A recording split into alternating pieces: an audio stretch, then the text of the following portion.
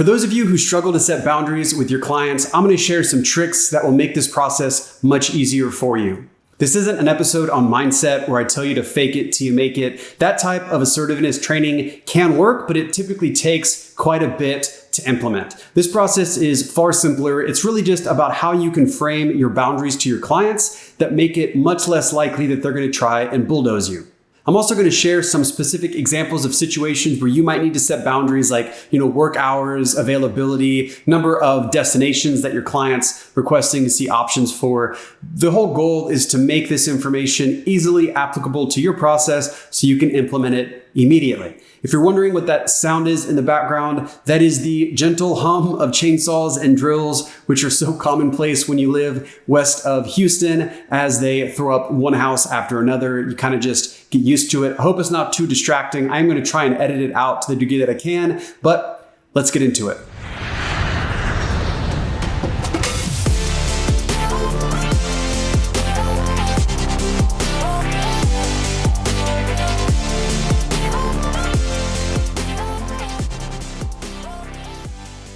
This episode is brought to you by Palladium Hotel Group, and if you're looking for an upscale luxury property that's great for romantic getaways, whether for you or your clients, then the Terrace Cap Cana is a great option. It's situated in the heart of Cap Cana, which is an exclusive zone on the east coast of the Dominican Republic. Turquoise water, breathtaking wedding setups, amazing food and drink, and a perfect location make this an incredible adult-only sanctuary. To learn more about the Terrace Cap Cana or how you can partner with Palladium Hotel Group to grow your agency business, visit pro.palladiumhotelgroup.com. When I first started in the industry, I really struggled to set boundaries because I wanted to go above and beyond for my clients. But I was consistently put through the ringer for it. I was emailing and calling clients all hours of the day and night. I was working every weekend. I'd put together a dozen resort options located in multiple destinations for a single client because I thought I was being helpful or because I thought that they needed to see every resort option that they could type into Google. It wasn't sustainable. But as is so often the case, I kept doing it until the pain of staying the same was worse than the pain of changing my system. Once I built a book of business, the reality was that I didn't have the time to send a dozen resort options to a single client.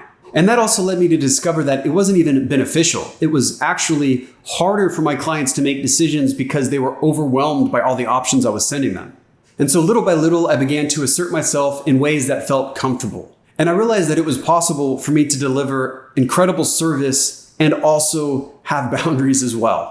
Here are some tricks that I've used to make myself feel more comfortable setting boundaries and some situations that you also might find yourself in where you need to set boundaries as well. So the first thing that I realized was that when I was setting boundaries, it was helpful if I explained the reasoning up front.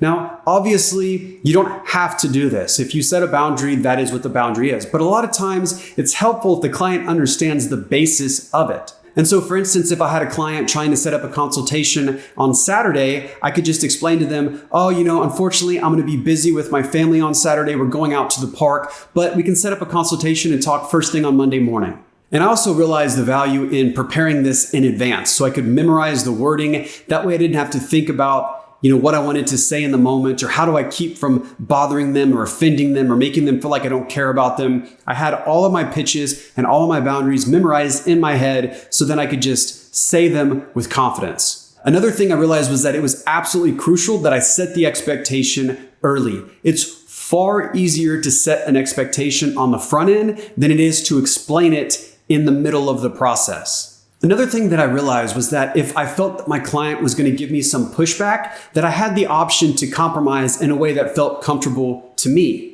In psychology, there's this thing called the rule of reciprocity. And that basically just means that when somebody does something for us, we feel like we have to do something for them. That's the reason why if somebody compliments you, they're like, hey, you have a nice shirt. You're like, you have a nice shirt too. You feel like obligated to say something nice back. And so that you can use this process to make it less likely for your clients to try and bulldoze and push your boundaries further. So when I felt pushback from clients, I would just say something like, I can't do that, but I can do X. I can't have a consultation on Saturday, but I can have a call first thing Monday morning. I can't send over a dozen options, but I can send over a few options we can discuss. And then if you want to look into more later, we can do that. Just framing it as a compromise makes it feel like you're meeting halfway. One of the most common situations that I found myself in was clients who either didn't respect my hours or my availability, or they didn't respect my time. They expected me to turn things over immediately. They expected me to take consultations on Saturdays or Sundays. They were calling me or texting me all hours of the night. This was really when I discovered the value of explaining the reason why the boundary exists. So for instance, as I mentioned earlier, if a client wanted to have a consultation call on Saturday, I could just say something like, hey, sorry, John, unfortunately, I'm not able to have a call on Saturday. I'm actually going to be at the park watching my nephew's soccer game, but we can have a call first thing on Monday morning. Or we can have a call on Monday and we can go through all the options then. What this did was it creates a narrative for them so they don't create one on their own. If you just set the boundary and you say, I don't have calls on Saturday, that's fine. You can do that. But it's very likely that your client might be thinking, okay, I guess he doesn't appreciate my business. I guess I'm not important enough. He doesn't value me as a customer, any number of things. But if you explain, I'm going to be with family on Saturday, it's like, well, of course, his family is more important than I am. How could it be any other way than that? So it does make it more understandable when you explain the reasoning. I know there's some people who say, well, I shouldn't have to explain the reasoning. You're exactly right. Maybe you shouldn't have to. You don't have to technically, but I found that it did help when I put the boundaries in perspective. It's also important that you're consistent. It doesn't matter what you say if you do something else. For instance, you can say that you work from 9 to 6 every day, but if you're replying to emails every evening at 8 p.m., 9 p.m., 10 p.m., then you're going to set an expectation that that's what you're going to do. The next time they send an email at 9 p.m. and you don't reply, they're going to be upset, unreasonably so. So be consistent, set the boundaries, abide by it. Whatever that boundary is, set it, explain why, and then be consistent.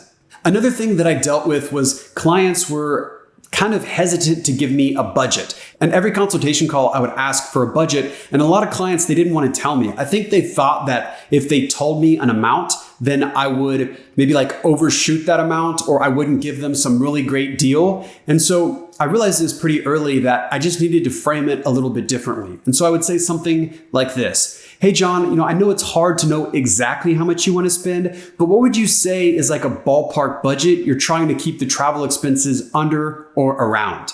And typically that was enough to get them to have a general idea. But when it wasn't, they're like, I don't know, Chris. Say, okay, no worries. Do you think $2,000 per person is an amount that you're comfortable with? By giving them a specific number and a yes/no question, you make it much easier for them to give you the information that you need. They're going to say, yeah, actually, that's perfectly fine. I was thinking maybe even a little bit more, or no, that's actually more than I was thinking. So again, it's just about how you ask your questions and you frame the follow-up questions. And even as an example from the previous rule, to explain why a budget is important, you can explain, I can send over a bunch of options, but I don't want to overshoot and send over something that's not going to match the quality that you're looking for. And to give the example of compromise, what I used to say as well was, I totally understand maybe you don't know the exact budget. So what I'm going to do is give you a wide variety of options that kind of come in under, around, and over the budget. So you can kind of just compare what your money will get you at these different destinations and properties. But I do need kind of a general idea. Otherwise, I'm going to feel like I'm just shooting in the dark and none of the options are going to match what you're looking for.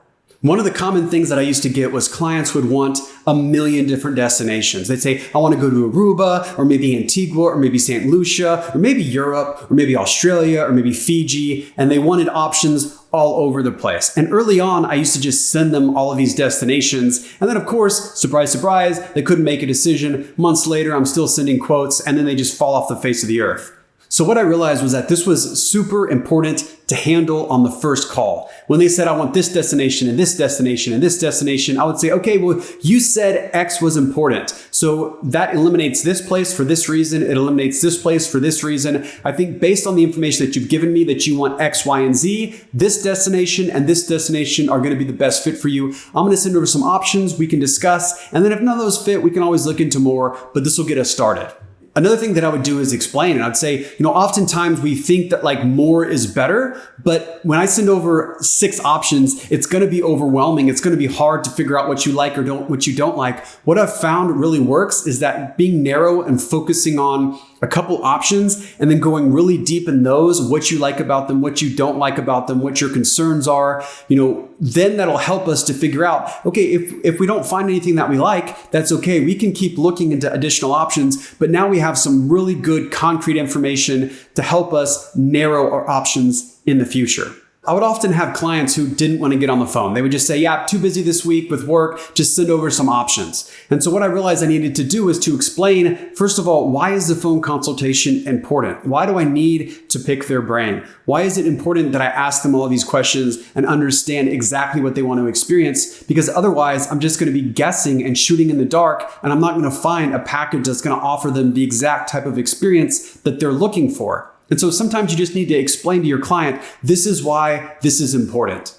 It's also valuable, I mentioned it earlier about compromise. It's all in how you frame it. You can say, I totally understand that you have a busy week at work. No worries. I can actually make myself available during lunch break if that's an easier time for you. But the whole concept was that if you frame it as a compromise, people are more likely to go forward with it because they're like, this is what he's doing for me. Maybe I can do something for him as well.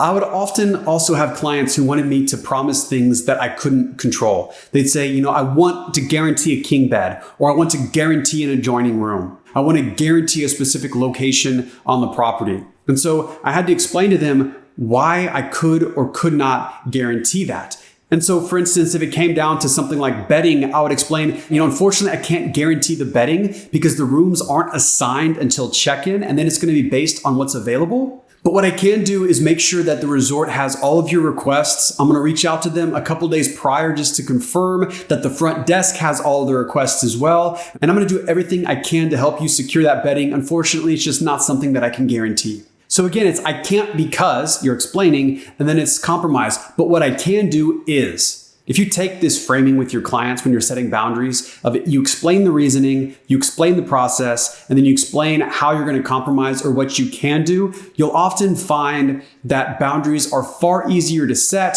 and it's far less likely that your clients are going to bulldoze and try and push past you. But you are going to have some super assertive clients who are going to continue to bulldoze and try and push and push and push. In those cases, it's consistency. You have to just tell them repeatedly, this is what I can do, this is what I can't do, and here's why. I hope this was helpful. If you have any questions, any comments, let me know. Until next time, take care.